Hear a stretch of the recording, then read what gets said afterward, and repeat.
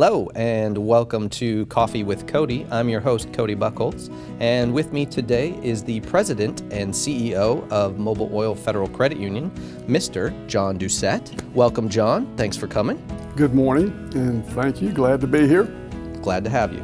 So today we are going to talk about an upcoming proposal from the Board of Directors converting the credit union from a federally chartered credit union to a state chartered credit union. So I thought what we'd start with, John, is maybe just explain what a federally chartered credit union is for those that may not know. Sure. We're governed nationally by the National Credit Union Association.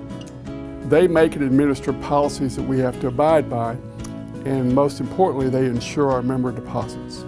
And so if that's federally chartered, do you mind explaining then what a state charter is? Sure.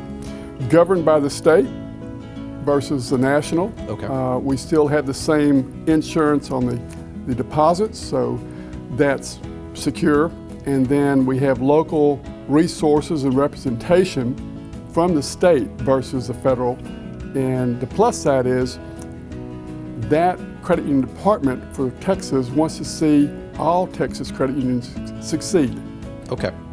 So if I were to summarize, it sounds like the main difference is who governs the credit union, national versus state, but then also with a state charter, it sounds like we have more resources and people to turn to help us succeed. Would you say that's a fair summary?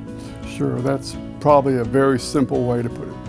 Okay, so then if I were to ask you to summarize why Mobil Oil Credit Union would want to convert from a federal charter to a state charter, could you explain maybe what the reasoning is behind that?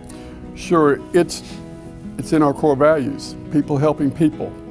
We want to improve the financial health of all people in businesses, communities, and the way we can do that, of course, is to go state charter.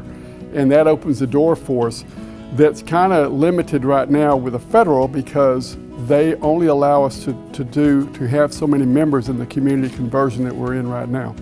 Sounds great. I appreciate that a business is able to do something like investing in people, and that is your business model. That's amazing, and I wish more businesses would do that.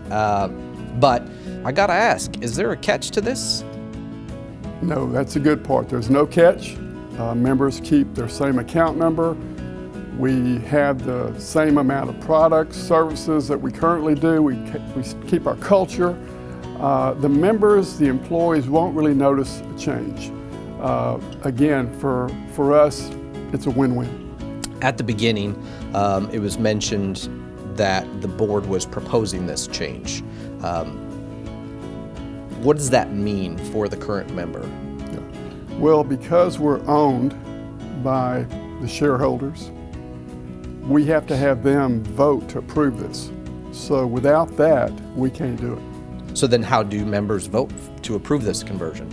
Yeah, we'll be mailing out ballots with the April statements, or they can pick up ballots in our branches. And at the Calder branch on May 5th at 2 p.m., we'll have a special call meeting that members could actually vote and send in their ballot to an independent auditor. Okay. You gave a couple different options. Are members able to vote more than once if they're really excited about the conversion? No, they cannot. This isn't the federal election, so you can only vote once. Okay. You mentioned the May 5th. Is there a specific cutoff time or date for voting? The cutoff time will be May 5th after the meeting. Okay. Of course, you can do it at the meeting, but that's pretty much it. Gotcha. And you mentioned earlier something about an independent auditor. Can you explain what that is about? Yes. The ballots have to be mailed in, okay? You can't turn them in at the branches. And we've hired an independent auditor to count and make sure the votes are legitimate. That way, no one can come back and say, hey, you guys counted the votes and they're not right. Okay. That's great to hear. So when will we know the results? That depends on the auditor and the number of ballots they receive. And the plus side is, since we know the results, we're going to communicate to our members. And so let's assume that passes. What changes can we expect to see once that happens? As far as the members and employees go, again, you won't see much. Members won't notice a change probably other than the federal being taken out of our signage, off our forms. That's about it. That's about all the time we have for today, John. I do appreciate you taking just a couple minutes to answer some of those questions. I know it will be very helpful, so I appreciate you stopping by. Thank you, Cody. Yeah. Well, that is all for Coffee with Cody. We appreciate you tuning in. If you have more questions about the state charter conversion, you can actually visit the website, mobileoilcu.org, for more details. And with that, have a great day.